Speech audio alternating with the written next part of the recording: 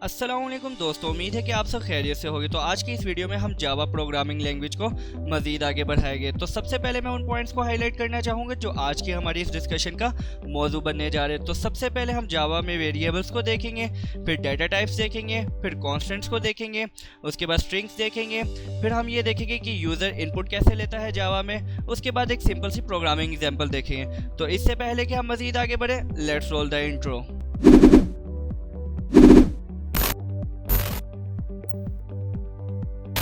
तो व्यूअर्स, हमारे इस चैनल कोड स्टूडियो को बनाने का मकसद क्वालिटी कंप्यूटर साइंस कंटेंट को उर्दू ज़बान में लोगों तक पहुंचाना है, ताकि मेड इन पाकिस्तान की तरह लर्न इन पाकिस्तान का भी रुझान पैदा हो सके। तो अगर आपने अभी तक हमारे चैनल को सब्सक्राइब नहीं किया तो इसे सब्सक्राइब करें, ताकि हमारी आइंदा के इसी तरह के ट्यूटोरियल्स भी आपको मिलते रहें। Okay, welcome back guys. तो हमारा जो सबसे पहला पॉइंट है वो वेरिएबल है।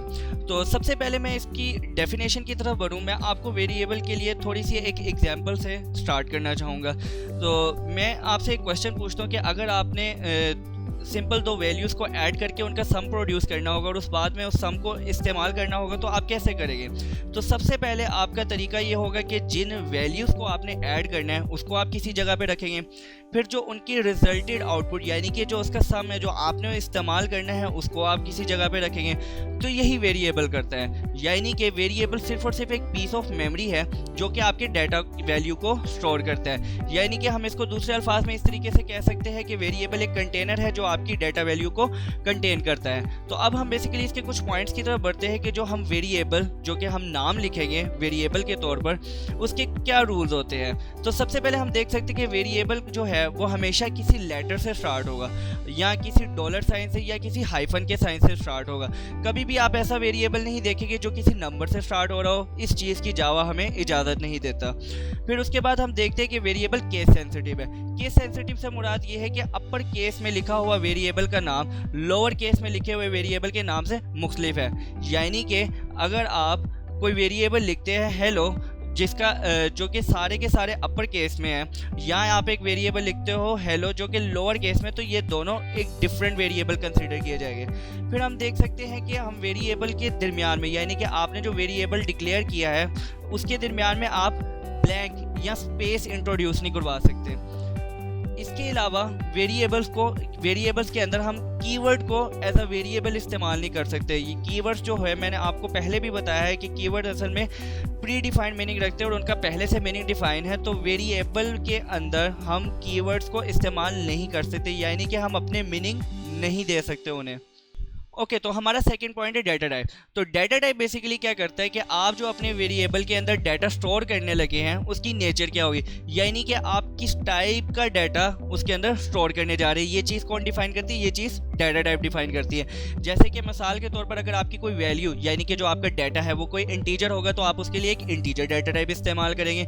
अगर वो आपका जो डाटा है वो डेसिमल होगा तो आप उसके लिए फ्लोट इस्तेमाल करेंगे।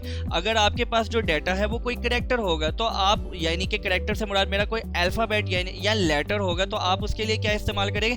करैक्टर इस्तेमाल करेंगे। तो डाटा टाइप की दो टाइप्स होती है। एक होता है प्रिमिटिव। प्रिमिटिव के अंदर क्या होता है कि ये ऐसी डाटा टाइप्स है जिनका साइज फिक्स होता है, यानी कि उनका साइज चेंज नहीं हो सकता। इसके अंदर इंटीजर आ जाते, फ्लोट आ जाते। इस तरह की जो डाटा टाइप्स है वो प्रिमिटिव के अंदर अंडर डिस्कशन होती है। इसके बाद जो दूसरी डाटा टाइप है वो नॉन प्रिमिटिव है। नॉन प्रिमिटिव ऐसी डाटा टाइप होती है जिनका जो साइज होता है वो वेरी कर सकते हैं, यानी कि वो चेंज हो सकता है। इसके अंदर आपके ऑब्जेक्ट्स आ जाते हैं और आपकी स्ट्रिंग्स आ जाती है। आगे जाके हम स्ट्रिंग्स का कॉन्सेप्ट देखेंगे, आप देखेंगे कि ये एक ऐसी चीज़ है जिसकी कोई लिमिट नहीं है, मतलब जिसके अंदर आप डिफाइन नहीं कर सकते कि इसका क्या साइज होगा, यानी कि ये साइज में वेरी करती है। तो आगे हम इसको मज़ीद एक्सप्लेनेशन देखते हैं कि प्रिमिटिव डाटा टाइप किस तरह की होती है। तो जैसा कि आप ये टेबल देख सकते हैं, ये सारी प्रिमिटिव डाटा टाइप को एक्सप्लेन कर रहे हैं। जैसे कि बाइट, शॉर्ट, इंटीजर 4 बाइट्स को स्टोर करने के लिए इस्तेमाल होता है। इंटीजर वगैरह उसके लिए जो आपका मतलब सिंपल जो नंबर होता है वो इंटीजर के अंदर स्टोर हो रहे होते हैं। फिर आप यहाँ पे देख सकते हैं कि एक डाटा टाइप फ्लोट है, यानी कि अगर आपने किसी डेसिमल को स्टोर करवाना है तो आप उसके लिए जो डाटा टाइप इस्तेमाल करेंगे वो फ्लोट इस्तेमाल करेंगे। इसी तरीके से आपके पास करैक्टर है। करैक्टर किस चीज़ के लिए इस्तेमाल होगा? अगर आपको कोई लेटर या कोई अल्फ़ाबेट आपने स्टोर करवाना है तो आप उसके लिए कैर का डाटा टाइप इस्तेमाल करेंगे। तो मैं जो बात कर रहा था प्रिमिटिव की, वो ये खूबसूरती थी कि इसका जो साइज़ होता है वो फिक्स होता है, यानी कि आप यहाँ पर देख सकते हैं कि जो हमारा साइज़ इन बाइट का कॉलम है ये इसके साइज़ को डिफाइन कर रहा है, यानी कि बाइट का अगर साइज़ 1 बाइट है तो इसके अंदर जो मैक्सिमम जो डाटा का साइज़ हो सकता है ना वो 1 बाइट हो सकता है, इससे ज़्यादा नहीं हो सकता। तो ये मैं बात कर रहा था कि ये साइज़ में फिक्स होते हैं। तो अब हमने यहाँ पे डेटा टाइप्स के बारे में भी पढ़ लिए और अब हमने वेरिएबल के बारे में भी पढ़ लिए। तो हम इसकी एक छोटी सी इनसाइट देखते हैं कि अगर हमने प्रोग्रामिंग के अंदर इनको एक्सप्लेन करना हो तो हम कैसे करेंगे। जैसे कि यहाँ पे मैंने एक छोटी सी एग्जांपल लिखी है जिसके अंदर इंटीजर सम है।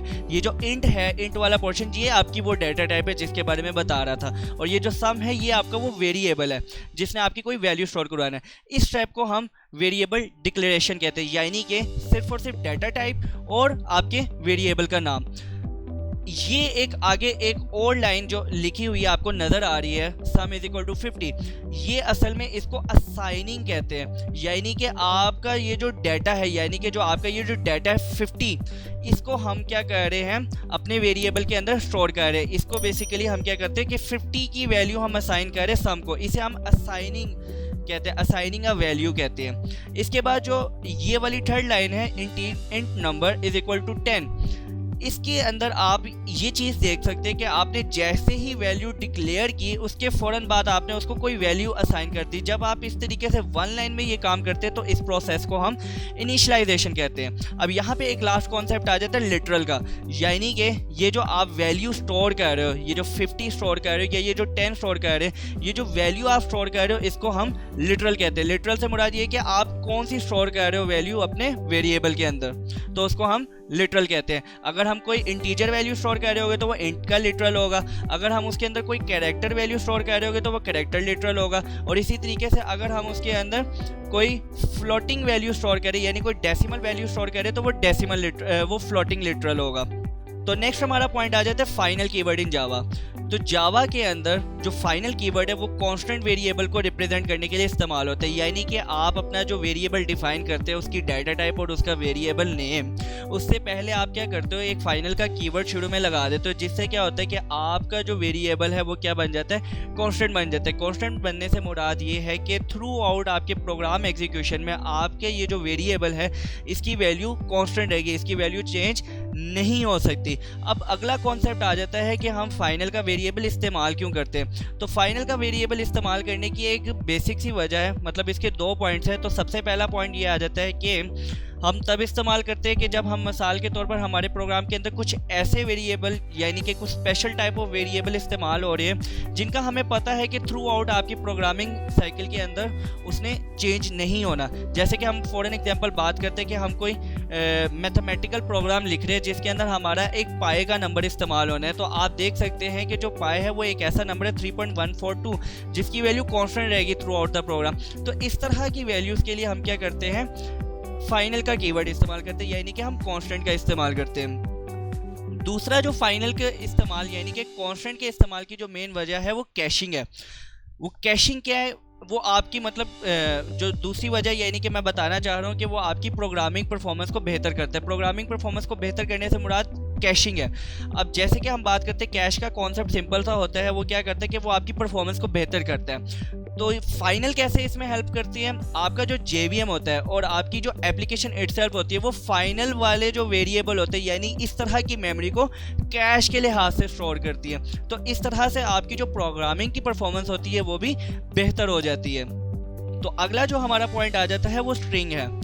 स्ट्रिंग्स क्या करते हैं, स्ट्रिंग भी एक डाटा टाइप है और इसको मैंने पहले एक्सप्लेन इसलिए नहीं किया क्योंकि ये एक अपनी ही कुछ खास अहमियत रखता है।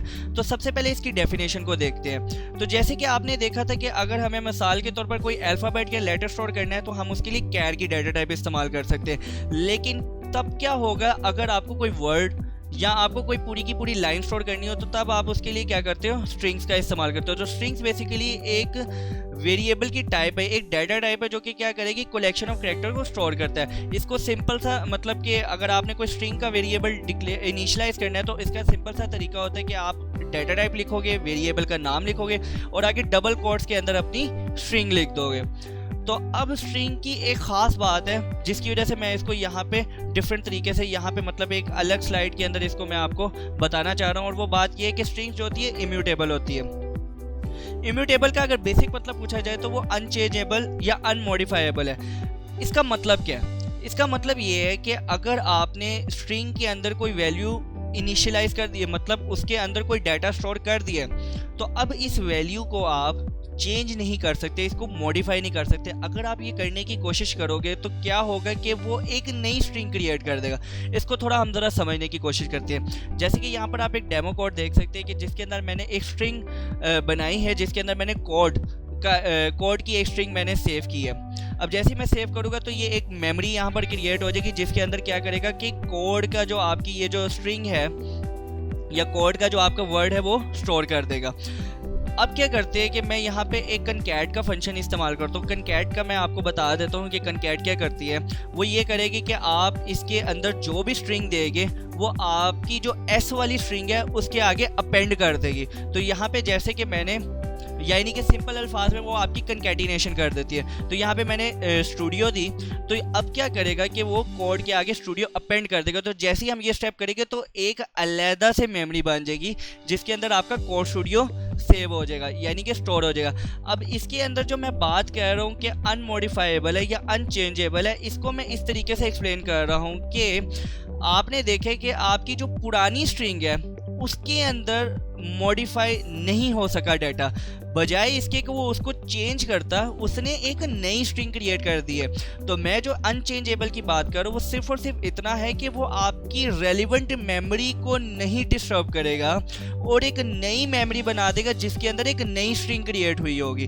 तो ये एक बेसिक सा मतलब है। और अब अगर आप यहाँ पे इसको प्रिंट करने की कोशिश करेंगे तो हमारा स्ट्रिंग जो एस है वो अभी भी कोड की तरफ पॉइंट आउट कर रहा है। हम चाहे तो इसको बेसिकली मतलब कि जो कंकैटिनेशन से जो हमें स्ट्रिंग रिटर्न हो रही है उसको अगर हम एस को असाइन कर दे तो वो कोड स्टूडियो को भी रेफरेंस कर सकता है। लेकिन स्टिल हमारा पॉइंट यही आता है कि यहाँ पे क्या हो रहा है कि जो आपकी रेलिवेंट मेमोरी है जिसके अंदर आपका पहले डाटा स्टोर हुआ था उसको वो मॉडिफाई नहीं कर रहा, और अगर आप उसको चेंज करने की कोशिश करते हैं तो वो एक अलग से नई मेमोरी बना देता है जहाँ पे आपकी एक नई स्ट्रिंग क्रिएट कर देती है। तो ये इम्यूटेबल का कॉन्सेप्ट है और ये स्ट्रिंग्स की एक छोटी सी खूबसूरती है।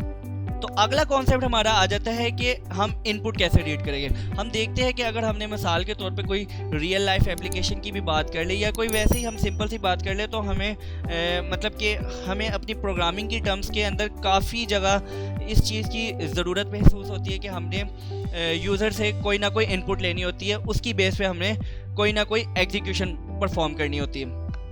तो जावा के अंदर बेसिकली 3 मेथड्स हैं। ये 3 मेथड्स कहना बेहतर नहीं होगा, ये 3 टाइप्स हैं जिनके थ्रू हम क्या कर सकते हैं, इनपुट ले सकते हैं। तो पहली जो है वो बफर रीडर क्लास है, दूसरी जो है वो स्कैनर क्लास है, तीसरी जो है वो कंसोल क्लास है। हम यहाँ पर स्कैनर क्लास देखेंगे और बाकी भी जो 2 मेथड है वो भी इनपुट लेने के लिए इस्तेमाल होते हैं, लेकिन हम यहाँ पे स्कैनर क्लास देखेंगे। तो स्कैनर क्लास के लिए ये होता है कि आप क्या करते हो कि इसकी क्लास का एक ऑब्जेक्ट डिफाइन करते हो और उसके बाद इस ऑब्जेक्ट को इस्तेमाल करते हुए इसके कुछ अंडरलाइन मेथड इस्तेमाल करते हो। अब ये जो अंडरलाइन मेथड है ये डिपेंड कर रहे होते हैं आपकी डाटा टाइप की नेचर पे। तो आपकी जो डाटा टाइप की नेचर होगी आप उस तरह का मेथड इस्तेमाल करोगे और उस टाइप का डाटा आप यूज़र से इनपुट ले लोगे। तो चलिए एक सिंपल सा प्रोग्राम देखते हैं। उस प्रोग्राम की नेचर क्या होगी कि आप सिर्फ और सिर्फ क्या करोगे, यूज़र से एक इनपुट लोगे स्ट्रिंग की फॉर्म में और उसको आपने स्क्रीन के ऊपर प्रिंट कर देना है।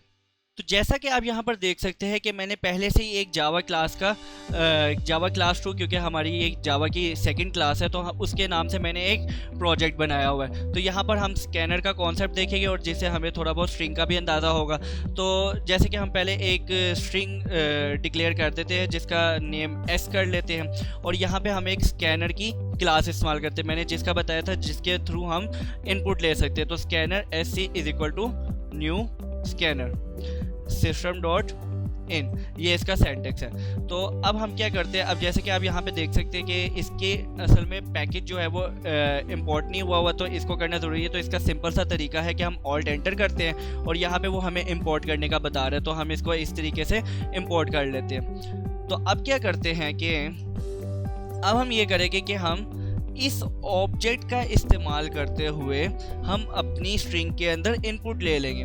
लेकिन उससे पहले मैं ये करना चाहूँगा कि एक सिंपल सा मैसेज भेजा जाए, एंटर योर स्ट्रिंग, ताकि यूज़र को अंदाज़ा हो कि उसने एक स्ट्रिंग इनपुट करनी है। तो इसके बाद हम क्या करेंगे, इसके बाद हम अपने ऑब्जेक्ट का इस्तेमाल करेंगे और यहाँ पे हम इनपुट लेंगे। तो आप यहाँ पर देख सकते हैं कि मैं ये बता रहा था कि ये आपकी डाटा टाइप की नेचर पे डिपेंड करते हैं कि आपने कौन सा मेथड यूज़ करना है। अगर आपने बाइट की इनपुट लेनी है तो आप बाइट का मेथड इस्तेमाल करोगे, अगर आपने फ्लोट की इनपुट लेनी है तो फ्लोट का मेथड इस्तेमाल करोगे, अगर आपने इंट की इनपुट लेनी है तो आप इंट का मेथड इस्तेमाल करोगे। लेकिन मुझे पूरी की पूरी एक स्ट्रिंग चाहिए तो मैं उसके लिए नेक्स्ट लाइन का मेथड इस्तेमाल करूँगा। तो यहाँ पे मैं यूज़र से इनपुट ले लूँगा। तो जब मैं उसके बाद यूज़र से इनपुट लूँगा तो उसके बाद मैं इसको स्टोर करवा दूँगा एस के अंदर। तो इस तरीके से मैंने अब क्या कर रहा हूँ, मैं एक सिंपल सा प्रोग्राम लिख रहा हूँ जिसके अंदर यूज़र कोई ना कोई स्ट्रिंग इनपुट करेगा और उसको मैं अपनी स्ट्रिंग में सेव कर लूँगा। तो यहाँ पे मैं इसको स्ट्रिंग को स्क्रीन के ऊपर प्रिंट कर दूँगा। तो इस प्रोग्राम को हम रन करते हैं। तो जैसे कि हमें ये कह रहा है कि आप अपनी स्ट्रिंग एंटर करें, तो मैं यहाँ पे लिख देता हूँ code studio quality computer science content. तो अब हम जब ये करते हैं क्वालिटी कंप्यूटर साइंस कंटेंट, तो जैसे कि हमने ये एंटर किया तो इसके बाद उसने जौन सी हमने वैल्यू एंटर की थी उसने स्क्रीन के ऊपर प्रिंट कर दी। तो ये हमारा बेसिक सा प्रोग्राम था जिससे हमने स्कैनर के कॉन्सेप्ट को समझा, जिससे हमने स्ट्रिंग्स को इम्प्लीमेंट थोड़ा सा करके देखा और हमने जो आज पढ़ा है उसकी एक छोटी सी बेसिक सी अंडरस्टैंडिंग ली। Thank you. उम्मीद है कि आपको वीडियो पसंद आई होगी। अगर आपको वीडियो अच्छी लगी है तो लाइक करें, शेयर करें और सब्सक्राइब करें और बेल आइकन को रगड़ के रख दें। आपसे मुलाकात होगी नेक्स्ट वीडियो में, तब तक के लिए अल्लाह हाफिज़।